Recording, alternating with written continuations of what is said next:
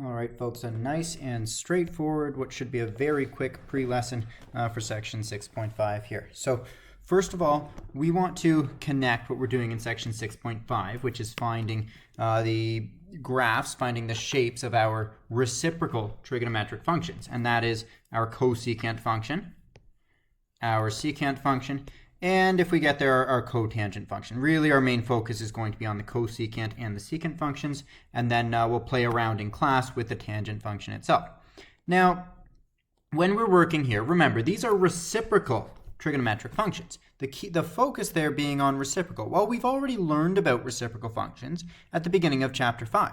At the beginning of chapter 5, we had an entire lesson on reciprocal functions and what to expect. Now, in that lesson, we talked about how if we have a denominator function, the roots of the denominator function. So let's say here we have a denominator function,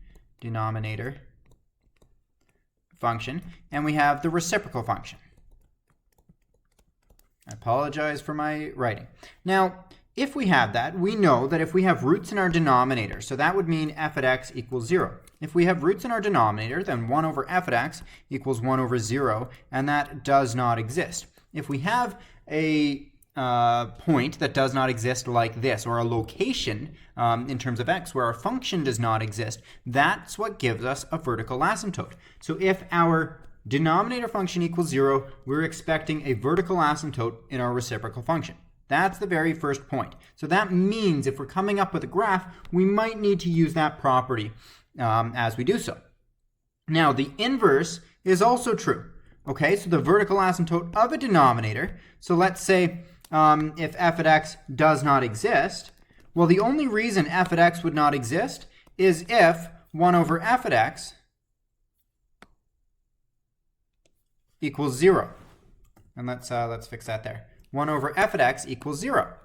Okay, now this one will not actually come into play with our secant functions and our cosecant functions. The reason being, we know what the graphs of our sinusoidal functions look like. Our sine function in general looks like this. Our cosine function in general, our base cosine function looks, let's try that again, looks like this.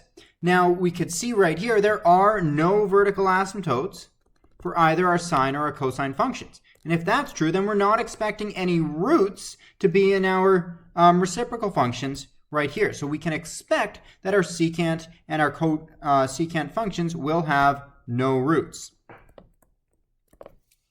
Next, if y equals plus or minus 1 for our denominator, then we're going to expect that same point to be in place on our reciprocal, and that makes sense. If f of x equals 1, then we can expect 1 over f of x to equal 1 over, and let's, whoops, there we are. Then we can expect to be working with 1 over, and then that same one from before, 1 over 1. Well, 1 over 1 reduces into 1.